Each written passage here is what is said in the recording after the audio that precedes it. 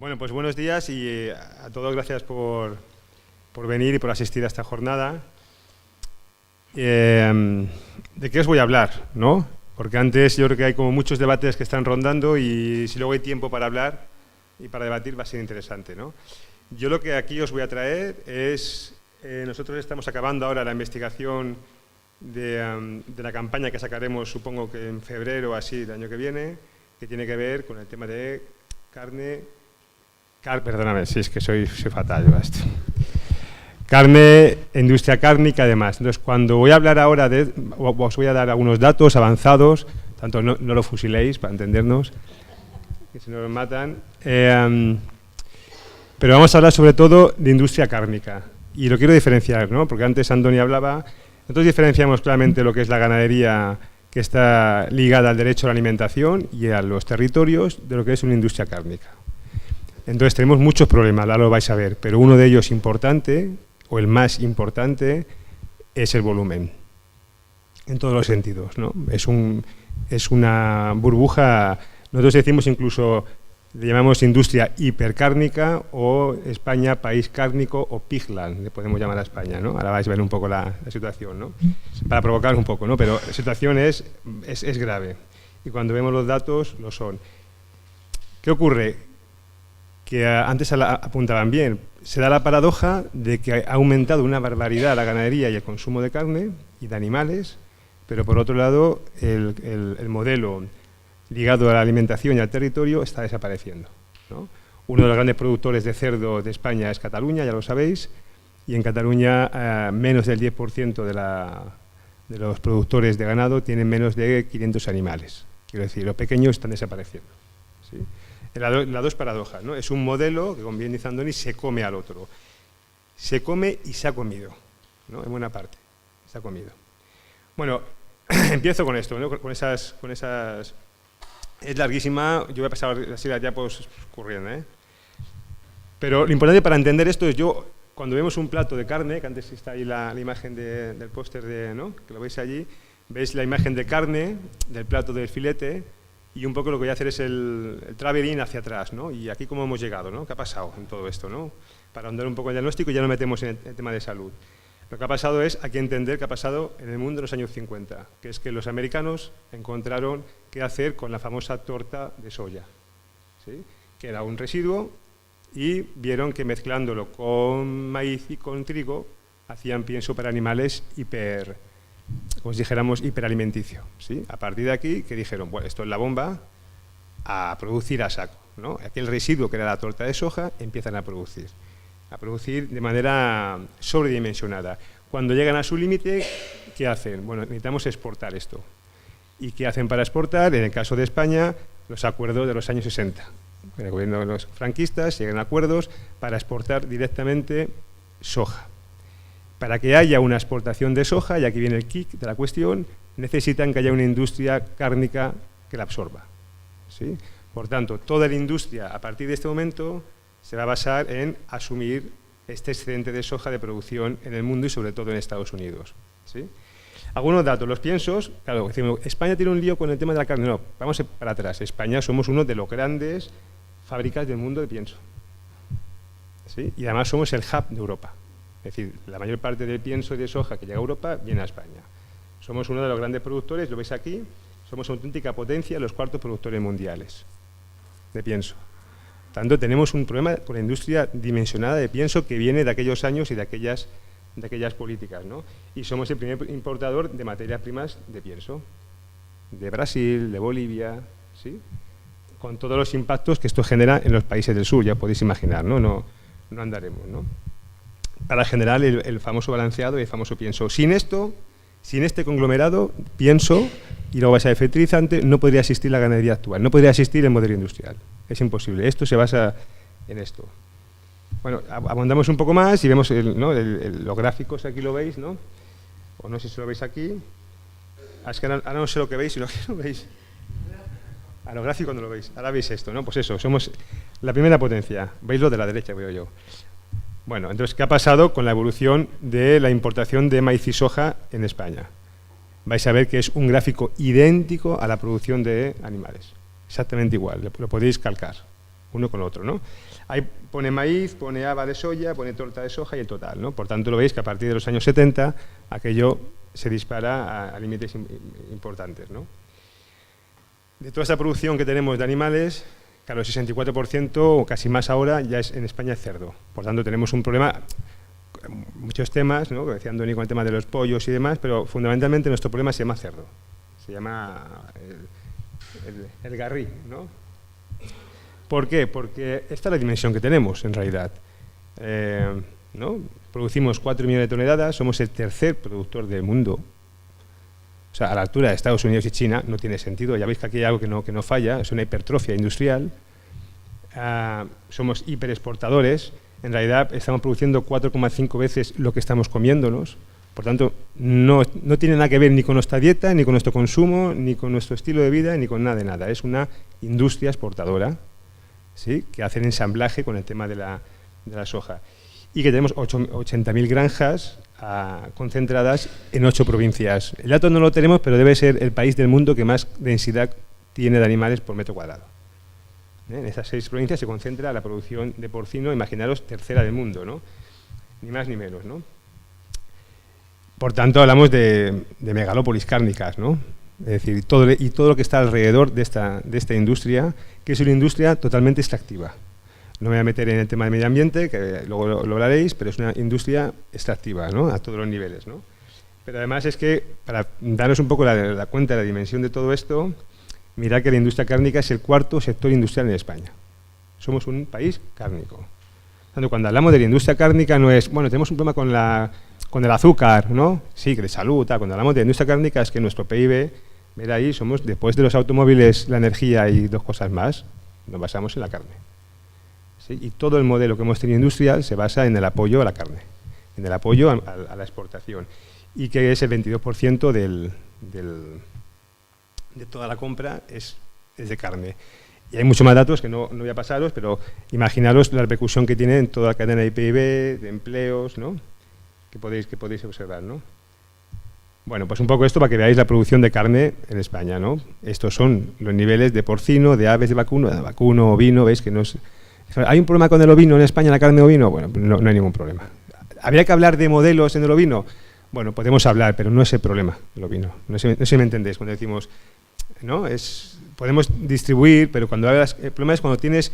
La gran pregunta no es solo modelos sí, modelos no, es que cuando esto metes la variable del volumen, se te escapa todo, ¿sí? Porque realmente necesitamos una reconversión. Nosotros decimos, como en su día con el carbón, necesitamos una reconversión de lo que es la cabaña ganadera en España, que está fijada a la exportación, creando externalidades enormes en medio ambiente y externalidades en la salud. El mapa de concentración es este. Huesca, aquí la compañera de Huesca lo sabe, pues tenemos cada 2 años el número de cerdo ha aumentado 1.000 animales al día en Huesca. ¿Sí? Solo este dato ya debería haber saltado todas las alarmas, pero como dice la compañera, en vez de decir, oye, ¿qué estamos haciendo con esto?, los gobiernos se alegran y brindan con champán diciendo que bien, hemos aumentado 1.000 cerdos más la producción. Y venga y dale, nosotros decimos la industria cárnica es, venga, dale a todo lo que dé, ¿no? Pero a todo lo que dé tiene un límite, ¿no? Mira, ese es el censo porcino, yo aquí no me meto mucho, pero para que veáis que Cataluña, Aragón, Castilla y León, hay 6 provincias en España que se llevan La Palma, Segovia, Lleida, Barcelona, tenemos Aragón, ¿no? Es decir, estas se llevan la palma de toda la concentración, pero para que veáis también un poco, que antes hablabais, la mitad de la producción está, como si dijéramos, totalmente integrada, ¿sí? En los pollos, como decía Andoni, toda, ¿sí? Y ese es el dato también escandaloso, que es qué ha pasado con los cerdos. Pues en los años 60 hemos pasado de 5 millones de cerdos a 30 millones de cerdos que tenemos actualmente. Países como Alemania lo están dejando, países como España estamos cubriendo su cuota directamente, ¿no? Por tanto, tenemos una cantidad enorme de producción por persona. Esta producción, aparte de la exportación, necesita obligatoriamente generar un consumo interno. Es decir, no tendríamos los niveles de consumo que tenemos de carne si no tuviéramos el excedente a bajo precio de carne que hemos tenido, ¿sí? Porque va todo ligado. Es decir, necesitan consumidores y aquí cuando ya llega el límite del mercado, pues vamos a otros países exportando y somos un gran exportador, ¿no? Y además es una industria, como muchas de las españolas, concentrada. ¿En qué? En 3 empresas. Nosotros en el estudio pondremos nombres y apellidos y cómo funciona el lobby y el conglomerado, pero son 3 empresas, no hay más. Todo es de tres empresas, ¿no? Y para que os hagáis una idea, si hablamos de elaborados cárnicos, hablamos de Campofrío, pues imaginaros el tamaño, es la 5ª a nivel mundial de elaborados cárnicos. O sea, quien tenemos delante no es ganaderos pequeños, la producción, tenemos a la 5ª producción de elaborados cárnicos del mundo. ¿Sí? Que su poder es tan inmenso, yo pongo una foto que es un poco de broma, pero quien sea más mayor se acordará de los Juegos Olímpicos de Atlanta, ¿os acordáis? Estados Unidos, pues Campofrío llegó a hacer esto, que es exigir que pusieran su logotipo. Esto está prohibido, sabéis que no pueden llevar en estas oficiales, no puede haber logotipos de marcas. Campofrío logró que llevaran su marca, bueno, simplemente no pusieron el nombre, pero si veis el logotipo, ¿lo veis? Es Campofrío. ¿Qué empresa en España tiene capacidad para forzar que el Comité Olímpico Español ponga tu marca? No imagino ni a la Repsol haciendo esto, ¿no? O el Pozo, que es el holding de Murcia y Medio Levante, que tiene, aparte de cárnicas, tiene hoteles, tiene inversiones, tiene aeropuertos, no sé, es todo, ¿no? Y tiene una fortuna de 2.000, bueno, las cifras son estratosféricas, ¿no? Eso un poco para hacer un poco el diagnóstico de... A mí me interesa un poco la idea que tengáis que el volumen es enorme, que es la 4ª industria española y que es una industria que genera una externalidad enorme y luego veréis que ha sido una industria totalmente promocionada, ¿sí? Pero que necesita obligatoriamente generar un consumo y ese consumo ha llegado a un límite que nos está realmente enfermando, ¿sí? Y ahora viene aquí la pregunta, ¿no? Aquí hay algunas preguntas con la carne. Yo voy a intentar ser así muy sintético, pero algunas preguntas clave, ¿no? La pregunta es, ¿comemos mucha carne o no? Sí, comemos mucha carne, ahora lo vais a ver. ¿Y eso nos enferma? Sí. Y si eres hombre, todavía más. ¿Sí? Esto son datos científicos, son evidencias. Son un poco dolorosas, pero es así. ¿Qué dice la OMS? ¿Qué dice la Agencia Catalana de Salud? ¿Qué dice la propia Sociedad Española de Nutrición Comunitaria? Pues que la carne roja, pero sobre todo la procesada, por aquí ya empezamos a distinguir. O sea, las carnes son un problema, las carnes blancas en principio no son un problema, si comes 2, 3 veces o 4 a la semana no es un problema, el problema son las rojas y sobre todo las procesadas que vais a ver. Están a la altura, lo veis en la pirámide, de una chuchería. ¿Sí? Una chuchería, lo que dice la OMS y lo que dice la Agencia de Salud, y esto es, no lo tomes, mejor no lo tomes, y si lo tomas, pues como una Coca-Cola, tómate una, pero mejor lo saca de la dieta, ¿sí? ¿Por qué? Porque tiene un impacto muy potente en la salud, ¿sí?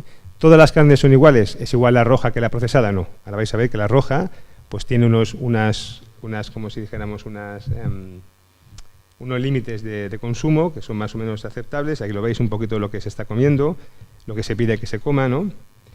Y luego lo que estamos comiendo. ¿Qué estamos comiendo en España de carnes? ¿No? Y esta es la realidad. El Ministerio de Agricultura sacó un dato que no era real, que nos ponía por debajo de la media europea y es simplemente porque no había incluido en el cómputo la comida que se hace fuera de casa, que en España está en un 30%. Nosotros hemos sumado todos esos datos y los que tiene la OCDE y los que tiene la FAO y la resultante es esta, ¿sí? No sé si lo veis, si sale, ¿no?, el gráfico. Pero en carne blanca, bueno, sobre todo en carne roja, pues estamos en casi 10 veces más de lo que pide la OMS. Y en carne procesada, 8 veces más. ¿Sí? Por tanto, algo habría que hacer. Hay que bajar un poco, no mucho. Esto es como lo de los coches del año 2050. Esto no podemos continuar así, porque además el dato es que cada año va incrementando. Por tanto, bueno. ¿Y todos por igual? Pues no. Hay 2 cosas que tenemos que tener en cuenta. Los niños comen mucha carne, demasiada carne, 4 veces más.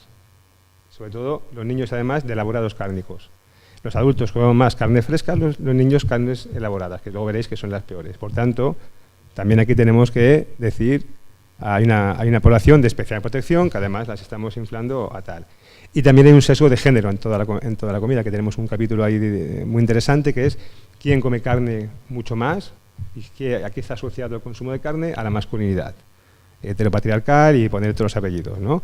Comer carne bien, un filetón, un pum pum, es masculino, comer como un pajarito, verduritas y un poco de carne blanca es femenino, ¿sí? Eso está instalado así. y además poca cantidad, que no se note que he comido mucho. En cambio de los hombres, pues ya me como un filetaco, ¿no? lo que haga falta, un cachopo y tal, a ver si exploto, ¿no? Y incluso, claro, la industria lo sabe y juega con los colores, ¿lo veis? A los hombres, venga, Mega King, y a la mujer es una cosa rosa, pero que es jamón, también lo digo. Vale, hasta aquí más o menos lo que es el consumo, es decir, tenemos un consumo desaforado de carne. Pero, ¿qué tiene de malo esto de la carne, no?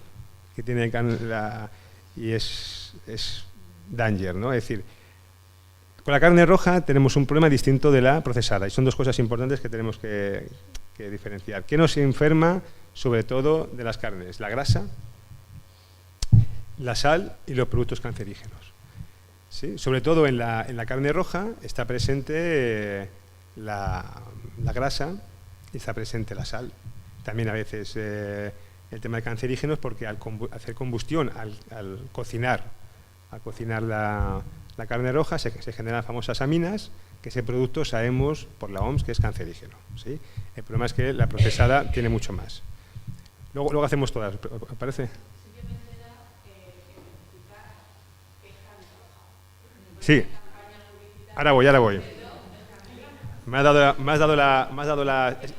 el pie, ¿qué es esto? ¿Pero qué es carne roja, no? Los músculos de los mamíferos, en principio, los que tienen esa mioglobina, que es como nuestra sangre, es carne roja. ¿Qué pasó con el cerdo? ¿Qué pasó? Que dicen, pues que dicen que es carne blanca. Interpor, que es la interprofesional del cerdo, que es un gran lobby del cerdo, se ha dedicado a decir a todo el mundo que es carne blanca en televisión, en pum. Nosotros hemos investigado y también haremos la denuncia, digo para que no lo sepáis, pues no es verdad, es carne roja. Pero ¿cómo lo ha hecho esto? Pues que lo dice la OMS, hasta esto de carne roja, lo digo, lo dice la OMS, lo dice la EFTA europea, es decir, todo el mundo, o sea, no hay duda científica que es carne roja, ¿sí? Pero ellos aprovecharon que en el año 2004 hubo un documento de promoción de consumo de carne de la Unión Europea que, por un error, no sabemos por qué, apareció cerdo como carne blanca. Ese documento existe, se agarraron allí y a partir de aquí, pero no es un documento científico, simplemente es un documento que decía, de promoción, para entendernos, y a partir de aquí han seguido utilizando ese reclamo y gastando millones y muchos de ellos a veces incluso campañas subvencionadas por dinero público, ¿no? Por tanto, el cerdo es una carne roja, sin ningún tipo de duda, ¿sí? Es unas cosas que teníamos que desmontar. ¿Qué pasa con las carnes rojas? Y digo, ¿por qué es grave lo de la carne? Repito, hay un consumo, porque si no lo perdemos, hay un consumo saludable de carne blanca y carne roja. La cosa es el límite, 2-3 veces a la semana, ¿sí? Ese es el límite. Con la procesada no hay un consumo razonable, ¿sí? Ahora veréis por qué. ¿Por qué es importante la carne y por qué es tan peligrosa a veces? Por el tema de la grasa. La grasa saturada, sabéis que hay 3 elementos o 4 claves en los temas de la salud alimentaria. Sabéis que la salud alimentaria, o sea, el tema de la alimentación es el primer problema de salud pública a nivel español, a nivel mundial, y que tiene que ver con lo que comemos, ¿sí? Y entonces con 3 elementos clave, el azúcar, la sal y la grasa, más luego los cancerígenos. Pero estos 3 son los 3 vehículos, como si dijéramos, de la mala alimentación. Por eso ahora veréis que el etiquetado que van a sacar tiene que ver con estos 3 elementos y un algoritmo que han hecho allí tiene que ver con la mezcla de estos 3 elementos. Las grasas saturadas, el problema es que quien más grasa saturada tiene, lo veis ahí, de todos, son la carne. Y en España tenemos un consumo muy elevado de grasa saturada, que genera hipertensión, cardiovasculares, os podéis imaginar, ¿sí? Por lo tanto, estamos por encima. ¿De dónde vienes? Fundamentalmente de carnes, ¿veis? Y embutidos y derivados, ¿sí? Otra de las grasas es el colesterol y pasa igual. Sobre todo viene de carnes y derivados. Y aquí, ¿quién aporta más? Las carnes y embutidos, lo veis un poco, ¿no? ¿Quién aporta más, no? Pero también genera el consumo de carne un exceso de proteínas. Y el exceso de proteínas también es perjudicial para la salud. Genera problemas en los huesos, en el riñón, en el hígado, ¿sí? Y aquí también, de nuevo, nos encontramos la carne y los derivados. Por tanto, la cuestión es que si queremos, aquí más o menos os pongo lo que estamos consumiendo de carne y tal y cual.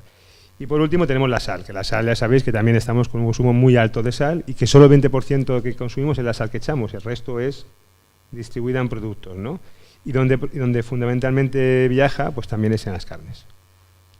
¿Sí? ¿Lo veis aquí? Viene carnes, pan, por tanto, la grasa, colesterol, la sal y todo esto viaja a través de la carne. ¿Sí? Por tanto, esta es la razón por la que tiene que moderarse el consumo de carne, no es por otra, es por esta. ¿Sí?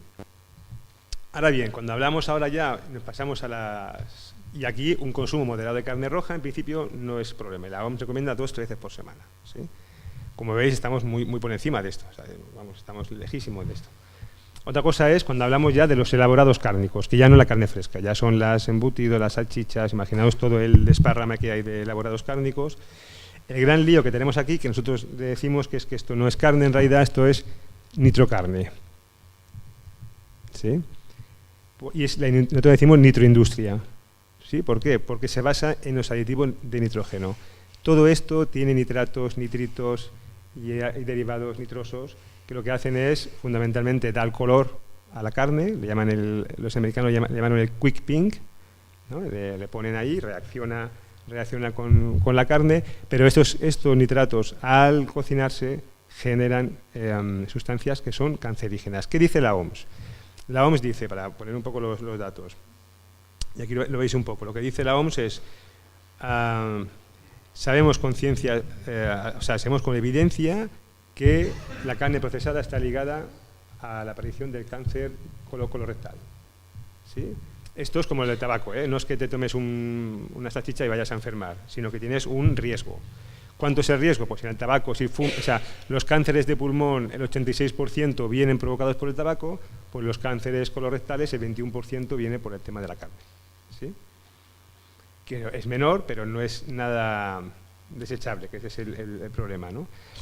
Claro, al poner este tipo de elementos en la carne, digo, en la combustión, generan elementos venenosos. En el caso de la carne roja, lo que dice la OMS es que lo más seguro, o sea, no tenemos la evidencia al 100%, pero sabemos que puede haber también elementos cancerígenos en la carne, ¿sí? Cuando se cocina. Lo que nos ha dicho es que está en el grupo 2, que es, hay evidencia, pero no podemos afirmarlo con la rotundidad que afirmamos que la carne procesada genera cáncer. ¿Sí?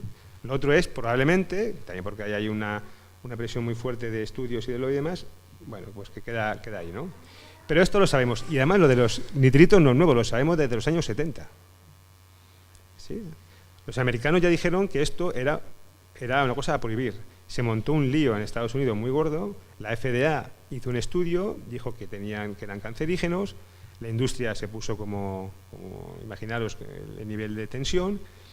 El gobierno americano le dijo hacer un estudio que me demuestre que no es cancerígeno, no fueron capaces. El año 77, esto fue la guerra que se llamó de los nitrógenos, tuvieron la suerte que en el año 80 cambia el gobierno y a cambiar de gobierno se evitaron hacer estudios, se evitaron hacer nada porque era pro-cárnico, ¿sí? El gobierno. Por tanto, esta es la pelea, ¿no? Es decir, entonces, ¿qué sabemos actualmente? Sabemos esto. ¿Qué dice la OMS? Sabemos que los activos nitrogenados incrementan el riesgo de cáncer. Y sabemos que ante esta evidencia, la decisión política es permitir su uso. Por tanto, esto es la realidad, ¿eh? Es decir, esto podéis seros a documentación, en el estudio tendréis todos los informes colgados y tal, pero esto es la evidencia. Sabemos que esto genera cáncer, pero bueno, un poco nos da igual. Asumimos Como resumen, ¿cuánto nos enferma? Pues esto, nos enferma que cada vez que estamos incrementando, pues mirar, como en España hemos incrementado, o sea, ¿cómo hemos incrementado el riesgo que tenemos en el consumo actual? Pues mirar todo esto, vamos incrementando. 50% en los temas cardiovasculares, en diabetes, ¿sí?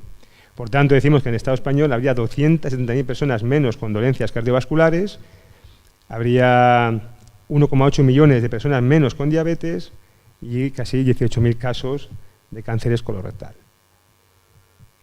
Por tanto, no es cualquier cosa cuando hablamos de qué pasa con las carnes, qué pasa con el sector cárnico. Por tanto, la respuesta es, ¿hay que disminuir el consumo de carne? Pues por salud pública, obligatoriamente, y no hay salida. ¿Sí? No hay salida. El debate será qué carnes y qué modelo de producción, pero el debate de la carne es ineludible. ¿Por qué? Porque además, mirad, de todos los riesgos que hay, es decir, de todos los días que perdemos de salud durante una vida, que se llaman DALIs, así están contemplados, el 60% viene determinado por la carne. O sea, entre la carne y el azúcar, O sea, es más o menos haceros una cuenta, ¿eh? Pero viene determinada por la carne. Entonces, bueno. Y aquí un poco los digo así, los datos así más o menos, ¿no? Sí. Bueno, y claro, esto, y acabo aquí porque si no, no tengo mucho tiempo, ¿no? Sí, bueno, voy más o menos bien. Claro, todo esto que hemos visto de cifras y, ¿no?, de cánceres y demás, tiene un coste sanitario asociado, automáticamente. No sé si lo que veis, pero esos son los costes sanitarios asociados al exceso de consumo de carne. Pues lo tenemos en sobrepeso y obesidad, en diabetes y en dolencias cardíacas. Esto es un gasto de 3.400 millones de euros, indirecto de 7.000. Daros cuenta, 7.400 millones de euros en gastos directos e indirectos. Daros cuenta que la facturación total del cerdo son 15.000 millones. Es decir, si tuviéramos que empezar a asumir y a internalizar los gastos medioambientales y los gastos sanitarios, no nos sale a cuenta estas explotaciones. No sale a cuenta. Es decir, estamos pagándolo. Estamos pagándolo realmente con recursos, pero no solo con recursos teóricos, no, con recursos. Estamos subvencionando desde el punto de vista sanitario todo el coste que nos ha generado este exceso de carne, ¿no? Y esto es solo la carne, ¿no? Esto es como un traveling. Os he contado el traveling. Empezamos con los piensos, fertilizante, no sé qué, pim pam. Y ya estamos aquí, con la grasa, la sal, y seguimos. ¿Por qué? Porque vamos a darle un poco más, venga, un poco más de rock and roll. Claro, pero no acaba aquí. Tenemos antibióticos, tenemos plaguicidas en la carne, tenemos agrotóxicos, pero yo aquí no me meto. En el Atomic Mac no me meteré, porque igual aquí también Blanca lo dice, pero es lo que os digo, imaginaros, ¿no? Somos el rey absoluto de agrotóxicos en Europa. Sí, pero tiene sentido. No sé si lo veis. Eso es nuestro país. Somos el rey absoluto en Europa de consumo de agrotóxicos. Por tanto, claro, la Unión Europea, ya sabéis que dijo en el año 2009, hostia, es evidente que estamos echando demasiados agrotóxicos en Europa. Paremos esto, hagamos una directiva, cambiemos el patrón. Ahora sabéis que se está con el tema de la prohibición de glifosato, de la moratoria de Francia, de más Alemania, que España no apoyó en la Unión Europea. Y dije, bueno, pues entonces ahora ha mejorado esto, ¿no? Ya en 2009 y España transpuso la directiva del año 2012, pues ¿qué ha pasado? Pues que ha subido.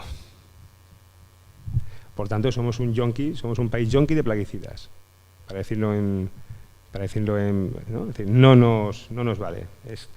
La cosa es imaginarse a uno por allí, ¿no? Dame algo, ¿no? Si tienes algo, ¿no? Pues es que consumimos mucha. Y ya veis que, claro, ¿dónde se va todo esto?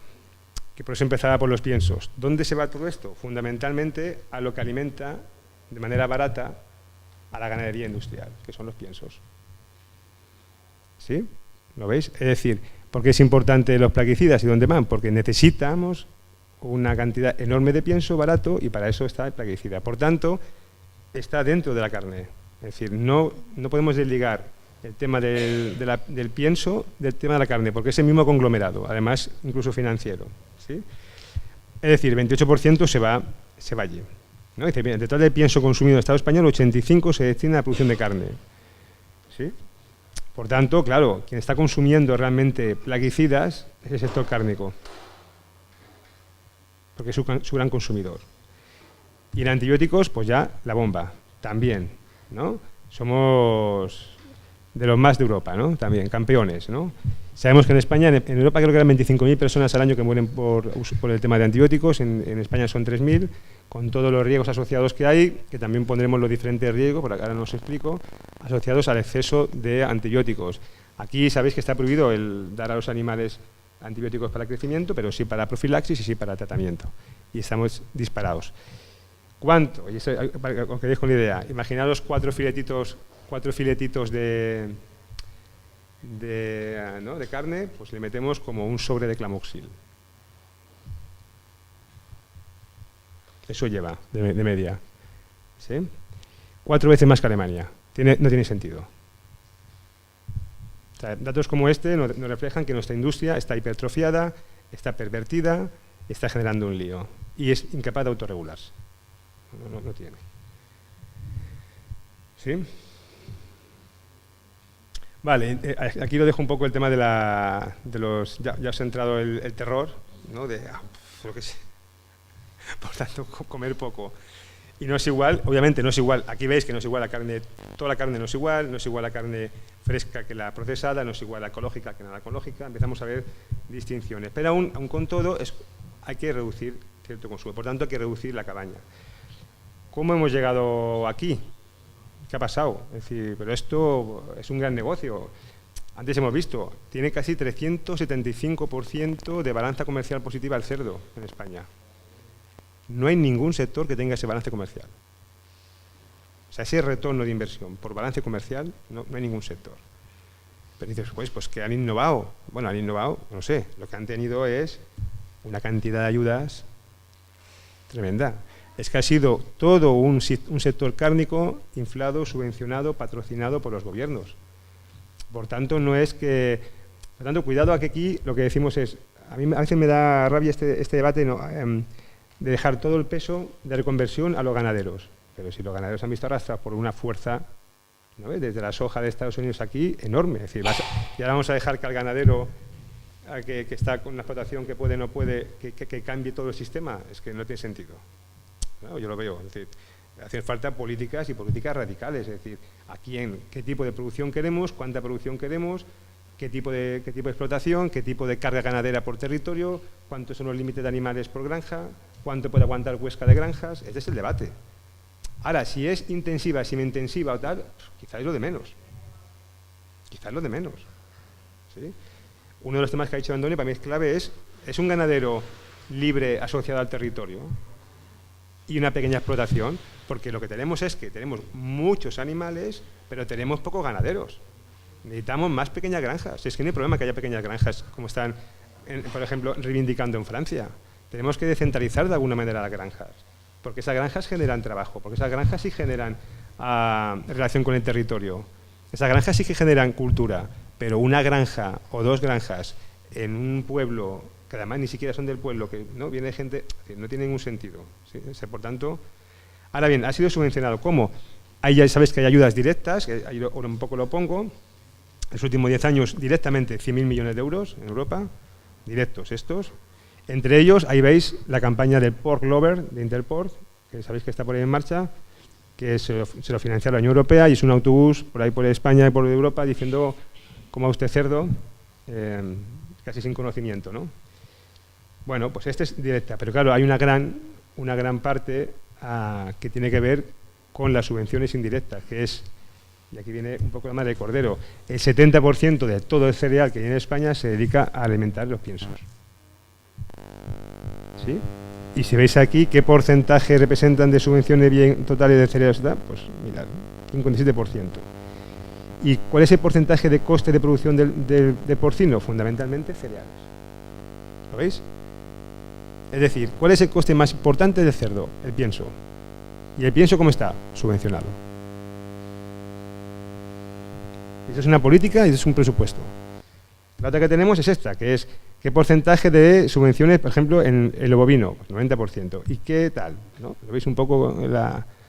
¿No? Es decir, ha habido toda una política de la PAC destinada a subvencionar la industria cárnica.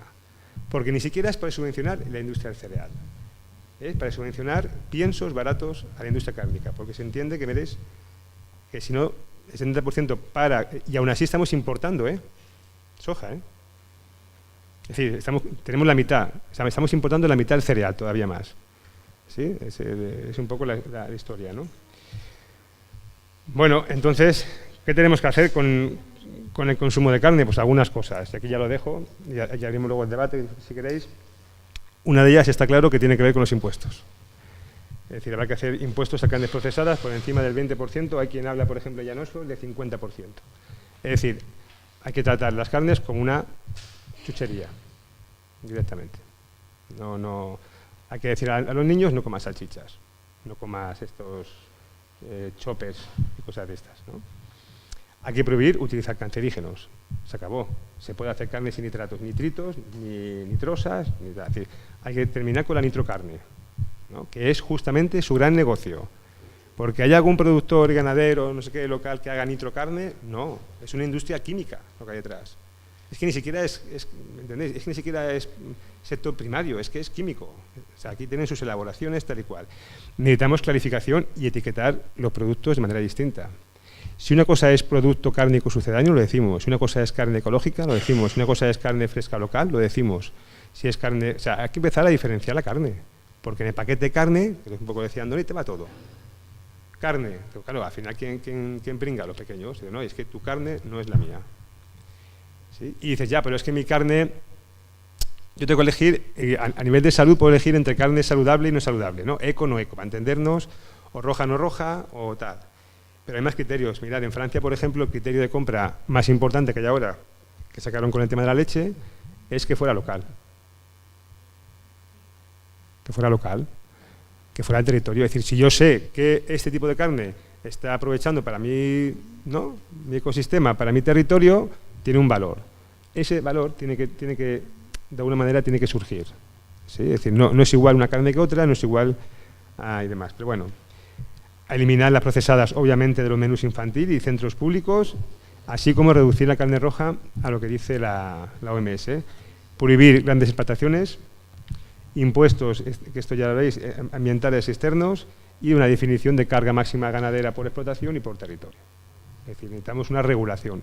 Necesitamos limitar esta industria y hacerla sostenible, porque por sí sola no va a ser sostenible. El otro día me hacía gracia, no sé si visteis con el tema de los coches, que les han puesto para 2050 cambiar de modelo, y decían los coches, pues no, motívanos, ya cambiaremos. Pero compañero, si tenéis una regulación y nos habéis engañado, es decir, ¿quién se va a creer que te vas a autorregular con estos datos, con un 400% de ROI? Nadie se lo va a creer. Tanto es el Estado que tiene la responsabilidad. ¿Sí? Y daros cuenta la importancia, y aquí lo dejo, cómo hemos llegado hasta aquí, qué pasa en España con la carne de salud, pues que el lobby es tan grande, y aquí lo dejo para el siguiente capítulo de la novela, que lo veréis el año que viene, es que todo el sistema sanitario de salud pública, como una parte de ella, de recomendación, está financiado por grandes corporaciones de la carne. Entre ellos, se veis Semergen, que es la Sociedad Española de Médicos de Familia, pues sacó una guía, Carne y Salud en Adulto, que decía algo así como que podíamos comer carne 7 o 8 veces más de lo que decía la OMS, y eso pues te dan un premio. ¿No? La industria, lo veis ahí, la industria, el premio Max, esto es el premio Carne y Castello. Bueno, pero es que luego sacan otra cosa, que es esta, que es, no sé si lo veis, la carne y salud en adolescentes.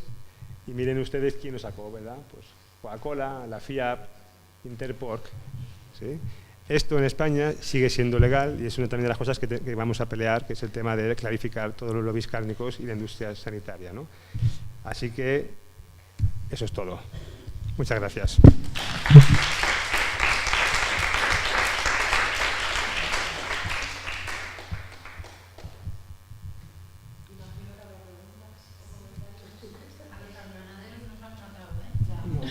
No. Esto para que pregunte, ¿vale?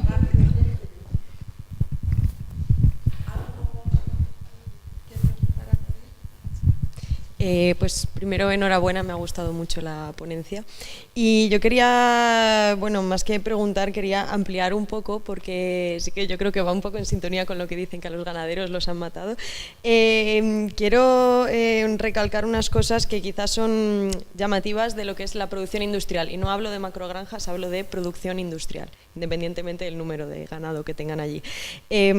Por ejemplo, ahora mismo las intoxicaciones alimentarias más importantes son en cuanto a factores biológicos, no me meto en plaguicidas y demás, son Salmonella y Campylobacter. Ambas son bacterias fecales que habitualmente se transmiten por la carne en el matadero.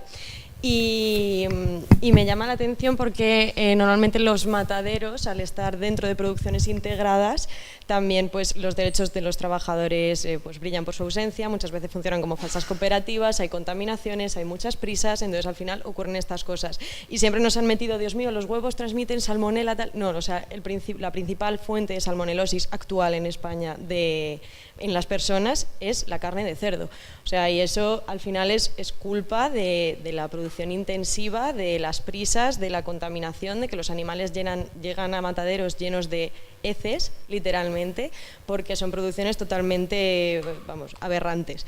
Y por otro lado también comentar lo de los antibióticos, que está muy bien porque, claro, evidentemente no se les permite desde los años 70 por ahí dar antibióticos como promotores de crecimiento a los animales, pero ahora tenemos los límites máximos de residuos, que es una cantidad que se considera, según no sé quién, o según la Unión Europea, la EFSA, que es segura para consumir. O sea, son residuos de antibióticos que legalmente nos podemos estar comiendo, y de antibióticos y de cualquier otro medicamento. Entonces, en producción intensiva, evidentemente hay un uso de medicamentos muchísimo más elevado que en producciones extensivas, porque son razas mucho más seleccionadas genéticamente, mucho más productivas y con un sistema inmune, tanto por sus características de selección como por el entorno en el que viven, muchísimo más delicado que las que tienen en producción extensiva. Entonces, yo creo que estas problemáticas también ocurren en toda la carne. Es cierto que tenemos que regular el consumo de carne en general, pero son mucho más importantes en lo que es la producción intensiva, por supuesto. Entonces, pues bueno, quería un poco ampliar un poquito eso y pues ya está. Y que me ha gustado mucho.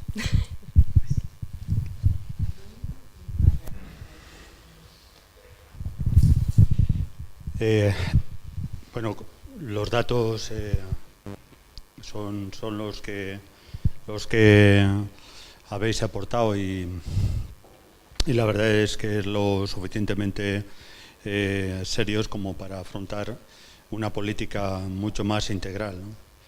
Y realmente cuando estamos hablando de la producción de alimentos hay que hablar de la producción de alimentos para una dieta sana, y tenemos que hablar necesariamente de cómo se produce, ¿no? Y realmente necesitamos una política integral desde la agricultura, el medio ambiente y la alimentación. Eso no lo tenemos hoy, es muy claro, no está sobre la mesa y hay responsabilidades claras desde el mundo de la política, más allá de las propias responsabilidades del sector. Y digo de la política ejercida desde los gobiernos. Por una parte tenemos la política agraria que lleva hacia los modelos industriales. Por otra, tenemos la política alimentaria que no ha visto la agricultura ni piensa en la agricultura. Y son mundos que van por separados. Y realmente necesitamos que esto vaya de la mano de una política integral. Pero, escuchando la reacción que ha expresado Charo, es la misma que expreso. Realmente hay sin esa política y sin un cambio político, no podemos evitar sentir que, aunque no representemos modelos que no queremos, todo esto nos pueda llevar también al mismo tiempo por delante, sabiendo que hay que afrontar eso, sabiendo que se tiene que afrontar, que no es posible eludirlo. No podemos evitar sentir que si no hay una política de verdad que afronte esto, el mismo debate nos lleve por delante. Y esto es así, es un sentimiento. Yo no podríamos sumar todo. Y respecto de la exposición, no sumaría en el tema de la PAC, que es mucho más debatible. La argumentación que habéis aportado es bastante más debatible. No enfocaría que las ayudas de la PAC, la crítica a las ayudas de la PAC, tal cual se ha presentado, las ayudas de la PAC es absolutamente criticable cómo están distribuidas.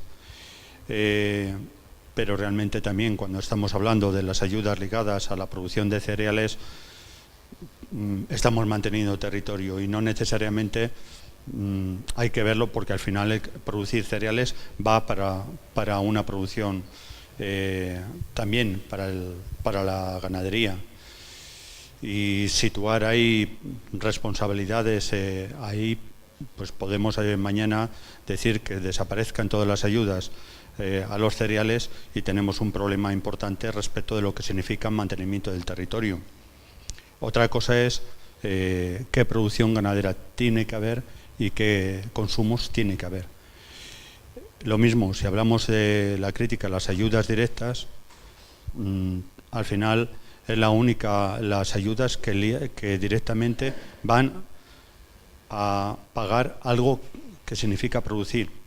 Luego debate de nuevo qué se produce, pero son las únicas que están ligadas a producir y que haya alguien produciendo. Porque lo otro no se exige, las ayudas desacopladas no se exige necesariamente que haya producción. Con lo cual también tiene mucho más debate el mundo de las ayudas.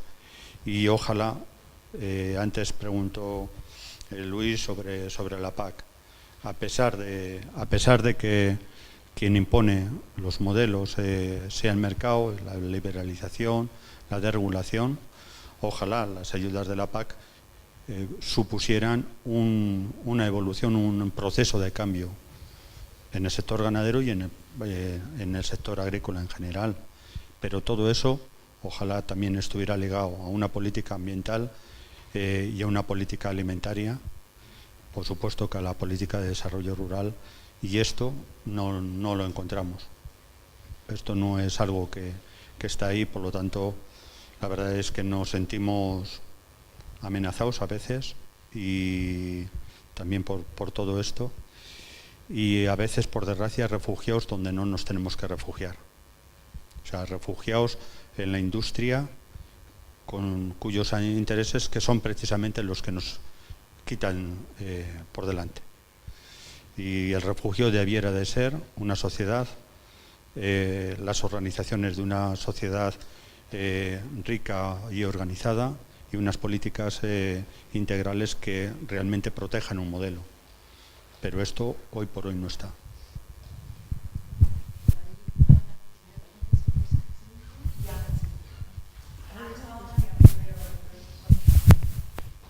Hola, pues muchas gracias. Me presento, soy Marian de la plataforma Maíz Agroecológico. Me ha gustado mucho la presentación, que ya tiene gracia, porque que te guste algo en el que te dicen lo mal que estamos, pues, o sea, tienes mucho mérito. Y mi pregunta va porque yo trabajo en temas de ordenación territorial y me gustaría saber, has dicho prohibir las grandes explotaciones. ¿A quién le corresponde? O sea, ¿quién puede? O sea, lo ideal sería el Estado, como eso no va a hacer. ¿A qué nivel se puede llegar a prohibir las grandes explotaciones? Y lo otro, definir las cargas máximas ganaderas por explotación y territorio. Lo mismo, ¿tenéis algún avance, o sea, de cómo valorar, de cómo hacer valores de referencia, estándares para aplicar y en qué niveles se pueden aplicar? O sea, yo creo mucho en la planificación, la ordenación del territorio, y si ahí hay un campo en el que trabajar, de plantear, o sea, que si tenemos que construir otro modelo, además de las políticas y del dinero, hacen falta planes físicos, planes que lo lleven a dónde suceden las cosas. Gracias.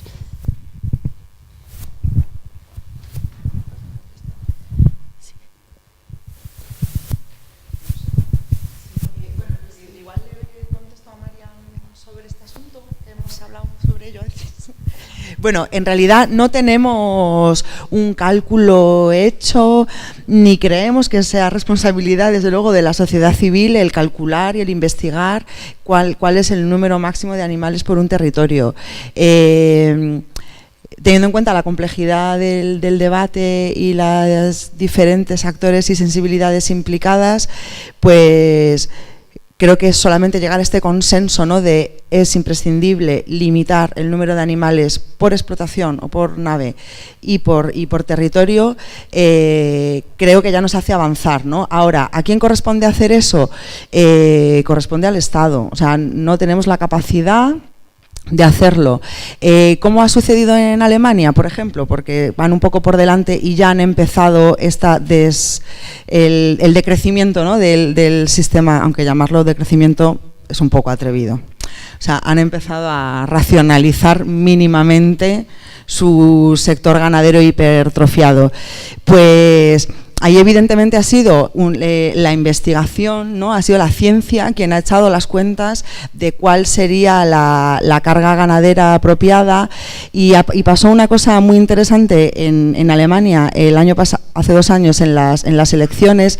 Y es que una entidad científica independiente que hace informes habitualmente al Ministerio de Medio Ambiente y al Gobierno en general hizo una investigación sobre cuáles eran los impactos y también incluía la sensibilidad social ante la ganadería industrial en Alemania, que es inmensa, ¿no?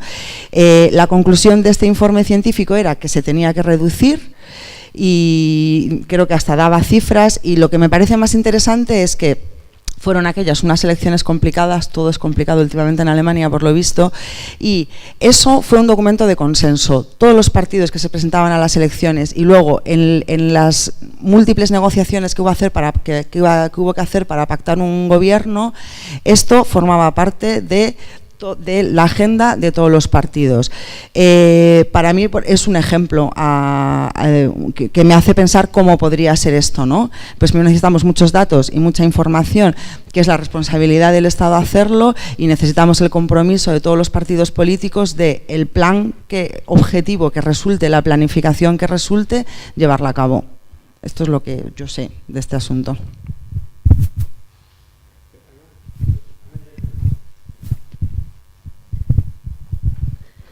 Bueno, yo quiero incidir en algo con lo que has empezado, Javi, que es la escala. O sea, es que realmente la globalización o la mundialización, o como se quiera llamar, ha sido algo terrible. O sea, es donde se ha disparado todo. Y bien, yo entré en ATAC en el año 99, 2000, cuando se fundó, y realmente ya hablaban de economía, y yo de economía no sabía nada, pero ahí entendí cómo a partir de la guerra mundial, que hubo tanto espanto y tanto dolor, pero donde se afianzó lo peor de la forma de ver la economía y de ver el mundo y de ver a las personas.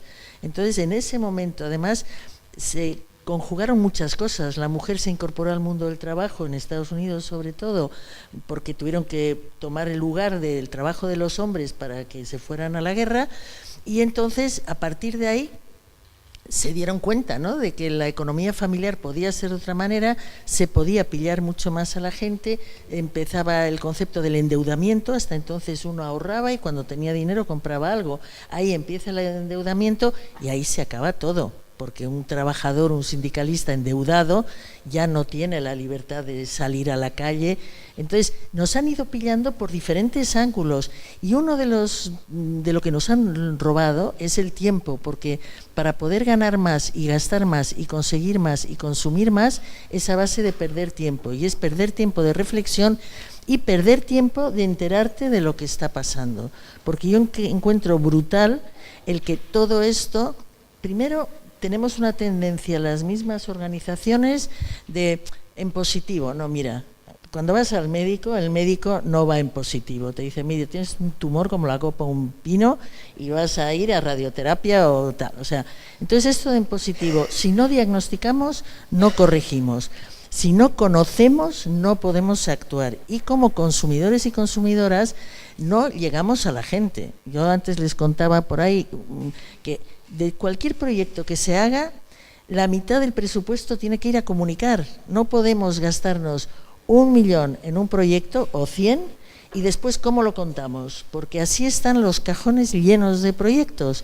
Y aquí hay urgencia porque los datos del IPCC, del cambio climático, son salvajes. O sea, es que ya no se puede no revertir, es que ya frenar, estamos en el límite.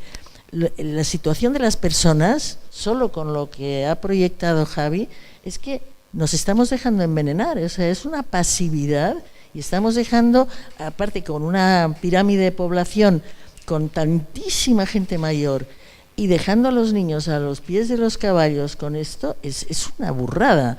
Sistemas sanitarios que se alejan cada vez más de lo público. Entonces, estamos cometiendo un genocidio. Los ricos son cada vez más ricos, se van a quedar sin esclavos a este ritmo, pero bueno, ellos ya verán. Pero lo que dice Blanca de Alemania es que aquí tenemos encima una desventaja cultural. Aquí vamos por detrás, estamos encantados, la gente le encanta llenar un carro de la compra y no se da cuenta de que con mucho menos podría comer mucho mejor. Ves las colas, hoy es el viernes negro tal. Es hoy, ¿no? Un día, o el que viene. Bueno, pues está todo el mundo hablando, ¿no? Casi nos perdemos el Black Friday, ¿eh? Pero por eso la gente está hablando de esto y dices, os conozco. Y entonces la gente quiere tener 3 pares de pantalones malos que les van a durar poco tiempo. Entonces es un consumir y no pararse a pensar en prioridades y en el futuro. Y en Alemania sí que hay una cultura medioambiental un poco mayor, son más austeros en su forma de vida cotidiana. Aquí es un desastre. Tú miras el carro del de al lado cuando compras o vas a una tienda y es muy fuerte. El que compra lo compra todo. Entonces, ¿dónde falla el tema? En el nivel, en la poca pedagogía que hacemos con políticos y con técnicos, que son los que saben. Yo el otro día me senté con la alta comisionada de la Agenda 2030, no sé si la conocéis a alguien, es una tipa estupenda, y me preguntó, ¿cómo es la gente que tú conoces? Y le hablé de todos vosotros. Dije, hombre, está blanca que no sabes cómo es. Pero más o menos le dije así, digo, hay gente tan buena pensando, haciendo cosas, y entonces entusiasmada, quería hacer un montón de cosas porque me decía, no sabemos nada. Y yo le contaba de las macrogranjas, lo conté de todo, de lo que ven los niños en internet, porque sabéis que estoy en muchos sitios. Le conté de todos los dramas que están ocurriendo en todas partes, de qué pasa con el comercio justo, de qué pasa con la RSC y el estudio que se hace de las empresas del IBEX cada año, lo que están haciendo y lo que está pasando. Y ella misma decía, es que cada uno hemos vivido en nuestro mundo y no sabemos lo que pasa en el de al lado. Entonces se ha compartimentado el conocimiento tanto que ahora el gran reto es que os voy a sentar con la comisionada, hemos organizado un acto que os vais a sentar todos para debatir qué está pasando y cómo podríamos salir de ahí, porque hay un marco ahora, el de Naciones Unidas de los Objetivos de Desarrollo Sostenible, es un buen marco para ir encajando cosas y poniendo firmes a los pésimos técnicos y pésimos políticos, los hay buenos, pero a los pésimos, que son muchos, decirles, oye, ya está bien, ¿no? Porque están jugando a un juego que ya no es real. Y para nuestros amigos y queridos ganaderos y agricultores que funcionan como tiene que ser, que nos están cuidando el territorio, que nos dan de comer y que enfrían el planeta y todas estas cosas, lo macro va a caer. Cuando el gran cataclismo del meteorito, cayeron los dinosaurios y siguieron las cucarachas. O sea que yo creo que seguiremos las cucarachas y veremos caer a los dinosaurios que están cayendo,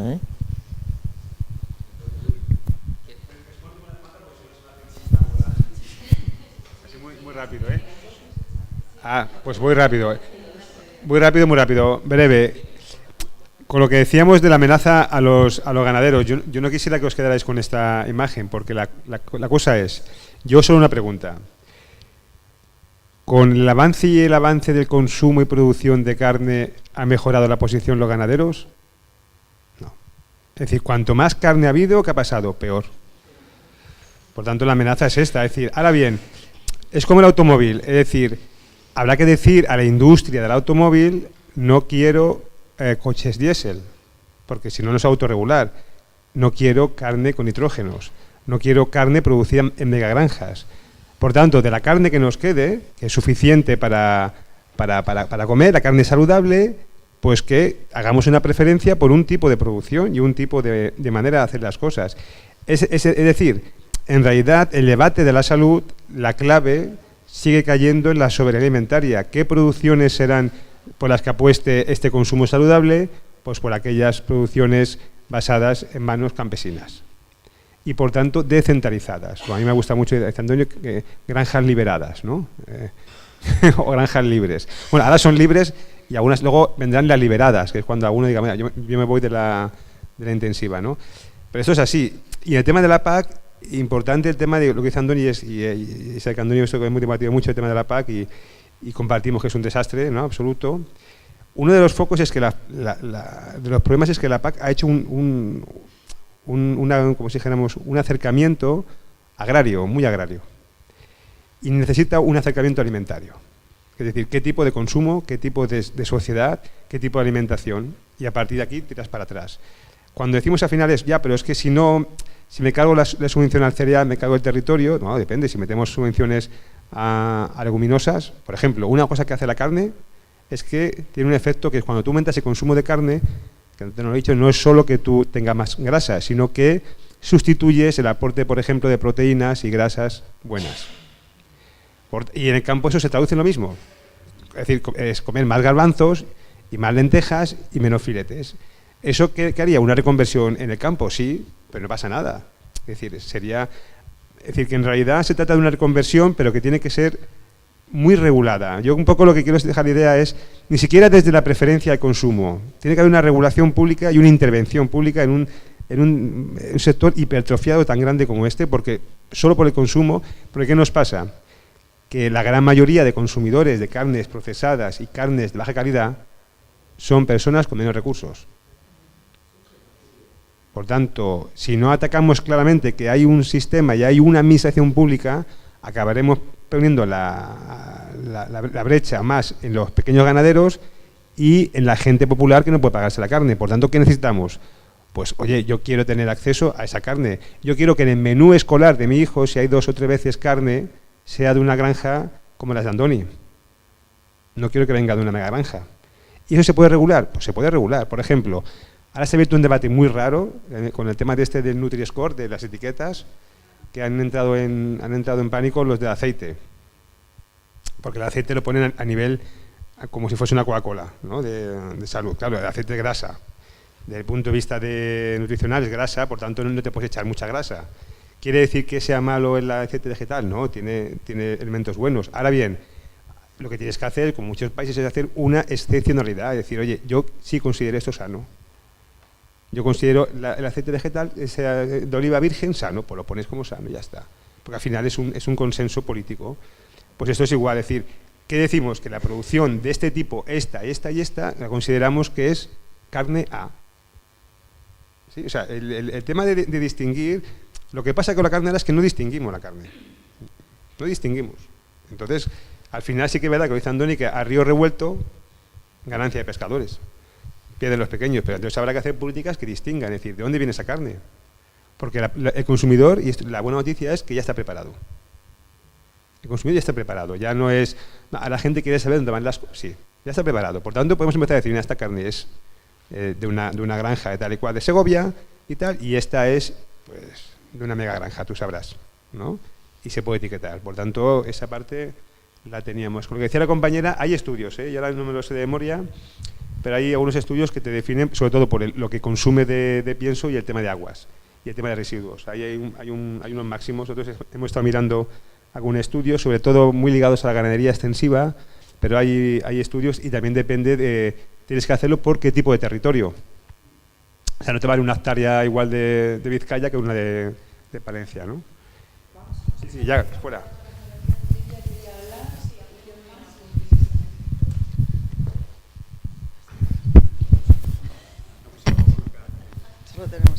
Solo un pequeño apunte, lo comentaba antes con Rosa. Bueno, yo pertenezco a uno de los movimientos vecinales de un pueblo de Toledo y uno de los contra las macrogranjas de porcino y demás.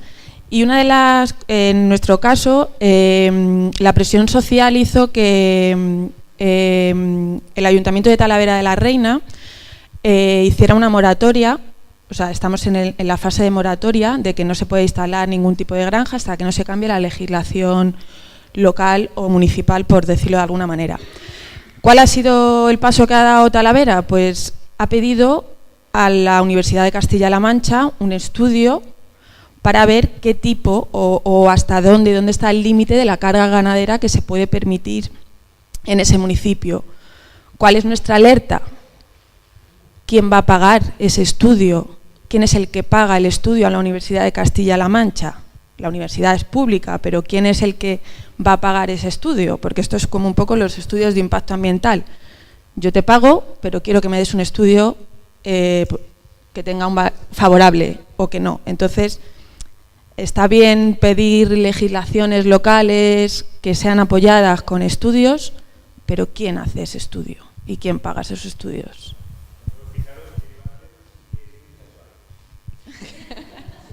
O sea, hay que tener ahí la mosca detrás de la oreja.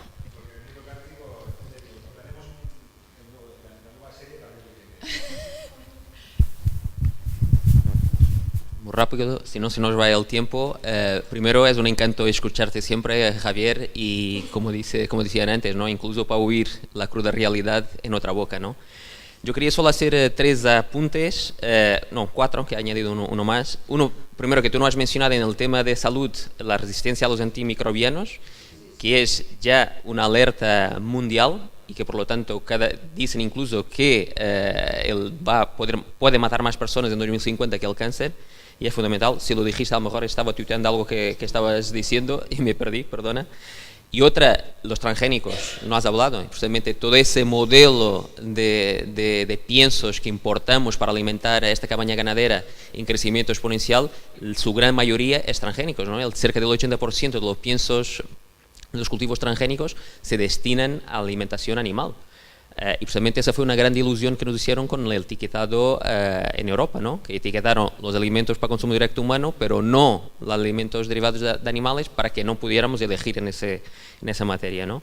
Y que precisamente todo lo que se produce de transgénicos en España va directamente para consumo animal, para esa cabaña porcina industrial. Por otro lado, el uso del suelo. Precisamente a nivel mundial, entre el 75% y el 80% se utiliza para alimentar animales, para producir alimentos para animales. Es una barbaridad en cuanto a lo que podríamos producir para consumo directo humano, a lo que podríamos dejar libre para la biodiversidad, y incluso, según los estudios de Greenpeace, el informe que presentamos en este inicio de año, la insostenible huella de la carne en España, para producir lo que estamos produciendo en España, tenemos que producir todos los piensos en España, necesitaríamos 1/3 del territorio español para producir los piensos para la cabaña española, ¿no? Y lo último, en aquello que referiste antes, ¿no? De cómo la alimentación insana nos está adulterando totalmente la salud, ¿no? Precisamente el otro día escuchaba por primera vez, escuchaba en la boca de otra persona que decía, es la primera vez que los pobres en el mundo son gordos, que antes la obesidad era de las clases ricas, la gente que podía comer más carne y otros alimentos de forma desmesurada, pero ahora no, precisamente por eso, por esa alimentación insana de alimentos muy procesados.